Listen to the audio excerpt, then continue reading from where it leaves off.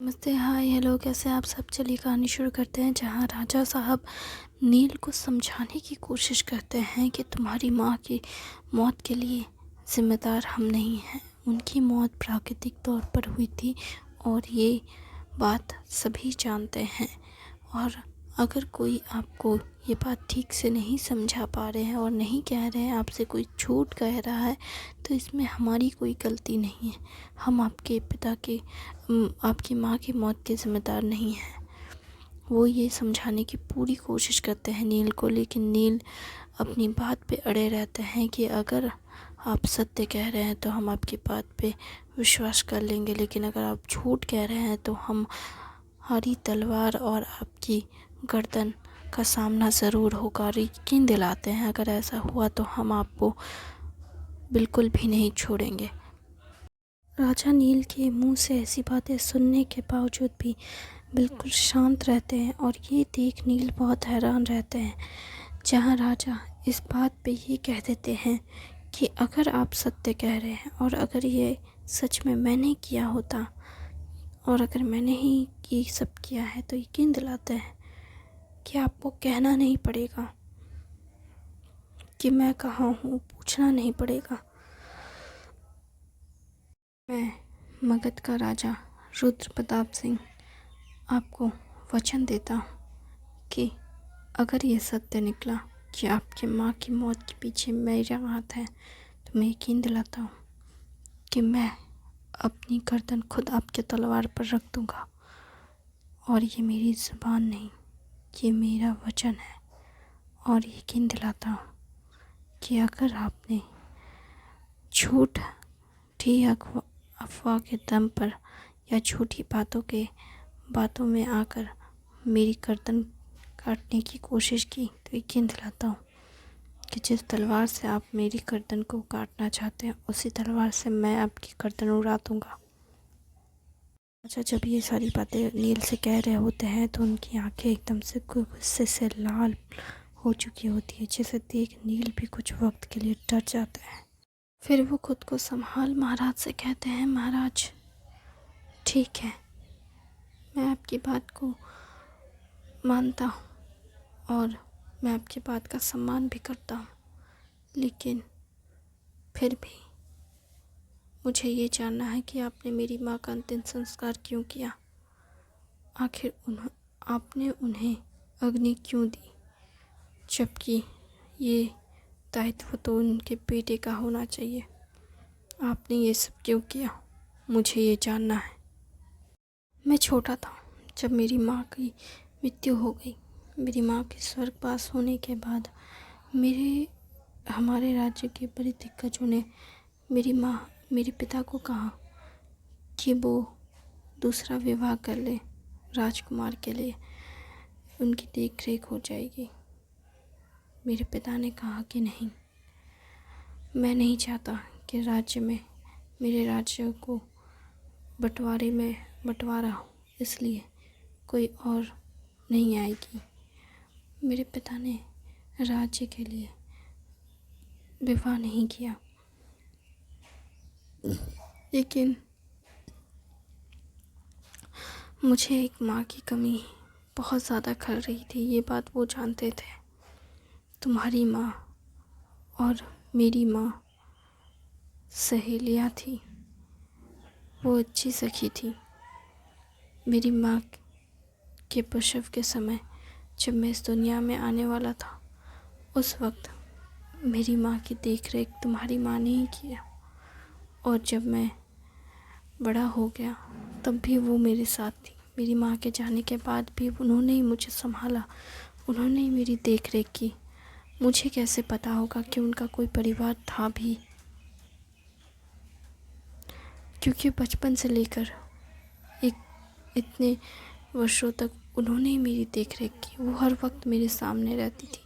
मुझे पता ही नहीं चला कि उनका भी कोई परिवार होगा, उनके भी कोई बच्चे होंगे। मैं हर वक्त उन्हें ढूंढता रहता, वही मेरे लिए मेरी माँ थी। मुझे नहीं पता कि उनकी मौत कैसे हुई। अगर मुझे पता होता कि वो उनकी तबीयत ठीक नहीं है, वो वो तकलीफ़ में है, तो फिर मैं खुद उनका ख्याल रखता।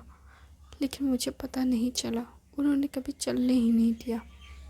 हाँ, आप झूठ कह रहे हैं। अगर आप उनसे प्रेम करते हैं, उन्हें अपनी आप मानते हैं, उन्हें अपनी माँ नहीं है वो आपकी, इसलिए आपने उन पे ध्यान नहीं दिया और मेरी माँ बीमारी से मर गई और आपने मुझे आखिरी बार उन्हें देखने तक नहीं दिया।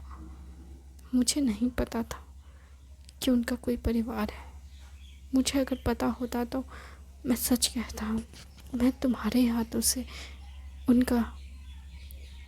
उनकी अंतिम यात्रा करवाता, उन्हें अग्नि दिलवाता। लेकिन मुझे पता नहीं था ये सब। आपको इतने वर्षों में कभी पता नहीं चला और ख़ुद को कहते हैं कि आप उनके बेटे हैं। अगर ऐसा है तो आपको भी तो नहीं पता चला कि आपकी माँ बीमार है। आपको भी तो नहीं पता चला, आप भी तो उन्हें छोड़कर चले गए थे ना। और जब उनकी मृत्यु हो गई उसके बाद आप आए और मुझसे लड़ना शुरू कर दिया, छोटे बच्चों की तरह। हाँ, हम छोटे बच्चे ही हैं, क्योंकि मेरी माँ का सारा प्यार, सब कुछ वो आपको मिलता था। वो थक कर रात्रि में घर आती थी और फिर वो सो जाती थी। मेरे पास उनके साथ बिताने के लिए कोई वक्त ही नहीं होता था। सारा वक्त वो महल में ही देती थी और मेरे हिस्से का सारा प्रेम भी आप ही को मिला। आपको पता है, ये सुनकर मुझे और ज़्यादा क्रोध आ रहा है। मेरा मन कर रहा है सच में आपकी जान ले लूँ मैं, क्योंकि आपकी वजह से न सिर्फ मैंने अपनी माँ को खोया, बल्कि उनका प्रेम, उनका वक्त, सब कुछ खोया। उन्होंने कहा था कि जब मैं बड़ा हो जाऊँगा तब वो मुझे अपना सारा वक्त देंगी, वो मेरे साथ रहेंगी। लेकिन जब मैं उनके साथ रहने वाला था तभी वो चली गई। तो मुझे क्रोध नहीं आएगा तो क्या आएगा? मुझे मैं आपकी बातों से और ज़्यादा तकलीफ़ में हूँ। आपने जो सब किया वो काफ़ी नहीं था क्या? आपने मेरी माँ का प्रेम मुझसे छीना। आपने मेरी माँ की आखिरी दर्शन तक छीन लिए। मैं उन्हें देख भी नहीं पाया, मैं उन्हें लिपट कर रो भी नहीं पाया। नील ये सब कहते हुए बहुत भावुक हो जाते हैं और वो घुटनों पे बैठ सिसक के रोने लगते हैं। उन्हें इस तरह रोते देख राजा भी बहुत भावुक हो जाते हैं और वो भी नील के पास आकर बैठ सिसक के रोने लगते हैं। जहाँ वो एक दूसरे को गले लगाने वाले होते हैं तो वहीं पे एक सैनिक आता है और वो नील के गर्दन पर तलवार रख देता है। इसे देख नील उठ खड़ा होता है और कहता है कि तुम क्या कर रहे हो? राजा और नील दोनों उठ खड़े होते हैं। जहाँ राजा सैनिक से कहता है कि तुम ये क्या कर रहे हो, तब वो कहता है महाराज आप इधर आ जाइए, ये आपको तकलीफ़ दे रहा है क्या? तुम्हें ये बात पहले पूछना चाहिए, अब क्यों पूछ रहे हो? पहले तुम उसके गर्दन से तलवार हटाओ। फिर वो तलवार हटाता है। फिर राजा कहते हैं तुम मूर्ख हो गया, तुम्हें इतनी सी समझ नहीं कि अगर कोई राजा किसी के सामने बैठे हैं तो वो किस वजह से बैठे हैं, नहीं बैठे पहले पूछे, उसके बाद जाकर कोई काम करे। हमें लगा कि ये आपको तकलीफ़ दे रहा है। अगर ये तकलीफ़ दे रहे होते हैं तो मैं इतना भी कमज़ोर नहीं हूँ कि अपनी मौत का सामना खुद ना कर सकूँ। चले जाओ यहाँ से। वो जा रहे होते हैं तभी नील कहते हैं इससे पता चलता है कि कोई आपके लिए कुछ भी कर सकता है, आपको कहने की भी ज़रूरत नहीं। समझ आ गया मुझे, आपने कुछ कहा हो या नहीं। अगर आपको उनसे तकलीफ़ है तो कोई किसी के लिए, खास करके आपके लिए, कोई किसी की भी गर्दन तोड़ सकता है। आप ऐसा मत सोचिए, ये सब सच नहीं है। मैं कह रहा हूँ ना, वो मेरी माँ थी। वो आपकी माँ नहीं, वो मेरी माँ थी। और आपने जो किया उसके लिए मैं आपको कभी माफ़ नहीं कर सकता। मुझे मेरे प्रश्नों का उत्तर आज मिल गया। मैं चलता हूँ। मैं अब आपके राज्य में और आपके महल में कभी नहीं आऊँगा। आप फिक्र मत कीजिए, आपको मेरी वजह से अब कोई तकलीफ़ नहीं होगी, क्योंकि अब मुझे अपने प्रश्नों का उत्तर मिल चुका है। मुझे समझ आ गया कि कोई आपके लिए क्या क्या कर सकता है। आप गलत समझ रहे हैं, मैं बिल्कुल सही समझ रहा हूँ। गलत समझ तो अब तक रहा था। मुझे लगा कि आपने ये सब किया, पर अब समझ आया कि कोई आपके लिए कुछ भी कर सकता है। आपको कुछ कहने की ज़रूरत ही नहीं। बिना कहे आपके लिए कोई आप किसी और के गर्दन पर तलवार रख देता है तो आपको कुछ कहने की क्या ज़रूरत है। आपका चेहरा देखे लोग अपने हिसाब से फैसले ले लेते होंगे। ये सुन राजा बहुत दुखी होते हैं। ये सब क्या है? नील दरबार छोड़ बावर्ची खाने में आ जाता है। रसोई घर में जब वो आ जाते हैं तो फिर वो वहाँ पर चुपचाप बैठ जाते हैं, जहाँ रसोइया उनसे कहता है, क्या हुआ? कुछ नहीं, बस अपने प्रश्नों का उत्तर मिल गया। क्या मतलब? यही कि मेरी माँ को अगर किसी ने मारा भी है तो उसके पीछे राजा का हाथ नहीं, बल्कि किसी और का हाथ है। क्या मतलब? मैंने कहा ना, उनकी मौत प्राकृतिक तौर पर हुई थी।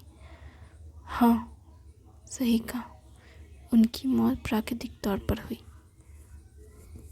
मेरा एक और प्रश्न है, मैं अभी आता हूँ। वो राजा के पास जाने ही वाले होते हैं कि फिर वो खुद को रोक देते हैं और फिर वो फिर से रसोई घर आ जाते हैं और फिर रसोई घर में अपना सामान समेटने लगते हैं। उसके बाद वहाँ से वो कहते हैं कि अब मैं यहाँ से जा रहा हूँ और हमेशा हमेशा के लिए, और लौट कर कभी नहीं आऊँगा। अगर आपको मुझसे मिलना है तो आप किसी और राज्य में मुझे ढूंढ लीजिएगा। किसी और राज्य में? कौन से राज्य में? मैंने कहा कौशल राज्य में। ठीक है, मैं तुमसे उस राज्य में मिलने आऊँगा। रसोइया कहता है। फिर रसोइया की बात सुन नील बहुत खुश होते हैं और कहते हैं कि मैं आपको शुक्रिया कहना चाहता हूँ। शुक्रिया, आपने मेरा इतने वक्त तक साथ दिया, मेरा इतना ख्याल रखा। शुक्रिया, आपने मेरी अच्छे से देख रेख की, उसके लिए मैं उम्मीद करता हूँ कि आप हमेशा ऐसे ही अच्छे रहें और स्वस्थ रहें और ऐसे ही अच्छे अच्छे खाना बनाएं, ताकि किसी दिन फिर मैं आपसे कुछ सीखने के लिए आ जाऊँ। ठीक है, सुनो, अब मालती के साथ अच्छे से रहना। आपको ऐसा क्यों लगता है कि मैं मालती के साथ रहने जा रहा हूँ? बिल्कुल, अब तुम एक ही जगह जा सकते हो, वो है मालती के पास। उसकी देख रेख करना, अच्छे से उसका ख्याल रखना और दोनों खुश रहना। ठीक है, हम खुश रहेंगे, आप भी खुश रहिएगा, अपना ख्याल रखिएगा। फिर वो महल छोड़ बाहर निकल ही रहे होते हैं, तभी राजा उनके सामने आ जाते हैं और राजा उनसे कहते हैं कि मैं कुछ कहना चाहता हूँ। लेकिन उससे पहले नील उनकी बात सुने बिना ही वहाँ से जाने के लिए निकलने लगते हैं। तभी राजा फिर उनके सामने आते हैं और कहते हैं, मैंने कहा मैं कुछ कहना चाहता हूँ। मैंने कहा ना, मैं आपकी कोई बात नहीं सुनना चाहता। आप जा सकते हैं, आपको जो भी कहना था आपने कह दिया। तब एक सैनिक उनके सामने आता है और कहता है नील से, राजा साहब तुमसे बात करना चाहता है, तुम्हें समझ नहीं आता? तुम इस तरह राजा साहब की बात सुने बिना, अनसुना किए बिना कैसे जा सकते हो? तुम्हें इसकी सज़ा मिलेगी। मुझे हैरानी नहीं हो रही है कि कोई मुझे सज़ा देगा, अपनी मर्ज़ी से, वो भी। राजा कहते हैं तुम इन सब से दूर रहो, उस सैनिक से। लेकिन सैनिक कहता है महाराज, तुम लोगों की बहुत ज़्यादा हिम्मत हो गई है। तुम लोग खुद को ही राजा समझ बैठे हो क्या, जो अपने हिसाब से फ़ैसले लोगे? यहाँ फ़ैसले लेने का हक़ मेरा है। अगर मैं किसी को रोकना चाहूँ तो रुकेगा, और नहीं तो नहीं। तुम कौन होते हो उसे रोकने वाले? मैं उसे सज़ा दूँ, रोकूँ या उसके पैर पड़ूँ? तुम कोई नहीं होते हैं उसे रोकने वाले। यहाँ का राजा मैं हूँ। समझ आई बात? अब हटो वहाँ से। फिर वो नील को रास्ता दे देते हैं और फिर नील जाने लगते हैं। तभी राजा फिर से उनके पीछे पीछे चलने लगते हैं। फिर नील थोड़ा परेशान हो जाते हैं और कहते हैं क्या है, क्या कहना है आपको? यही कि आप जब जा रहे हैं तो अपना ख्याल रखें, खुश रहें, अपना और अपने परिवार का अच्छे से ध्यान रखें। मेरा कोई परिवार नहीं, पर मुझे पता है आपका एक परिवार बनने वाला है। मैंने देखा था विदाई के वक्त जब सब लोग जा रहे थे, तब आपकी नज़रें किस पे थी? वैसे वो अच्छी लड़की है। मैं उम्मीद करता हूँ कि आप उसके साथ एक अच्छा जीवन जिएंगे। आपकी उम्मीद करने या न करने से कुछ भी नहीं बदलने वाला। महल में मौजूद किसी भी दासियों के साथ अच्छा व्यवहार नहीं होता। ये बात आपको नहीं पता शायद। और तो और उन्हें अपनी इच्छा से विवाह तक करने की इजाज़त नहीं होती। क्या ये बात आपको पता है?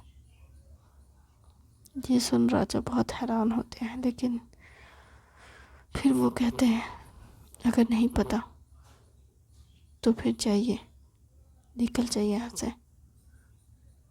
तुम हमें हमारे राज्य से निकालने की बात कर रहे हो? नहीं, हमारे सामने से हट जाइए, क्योंकि हम तो खुद आपके राज्य से जा रहे हैं।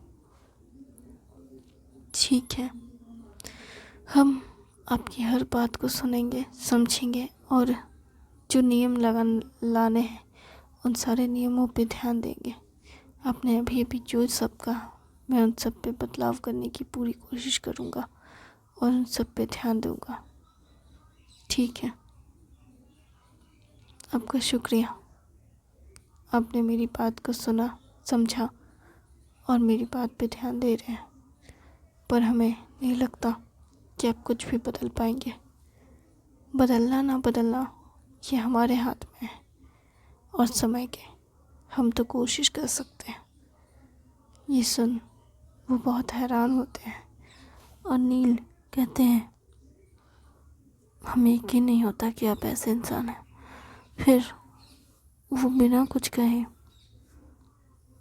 वहाँ से चले जाते हैं, जहाँ नील को जाते हुए महाराज देखते हैं और कहते हैं एक अच्छी और खुशहाल जीवन जीना, मैं बस यही प्रार्थना करता हूँ।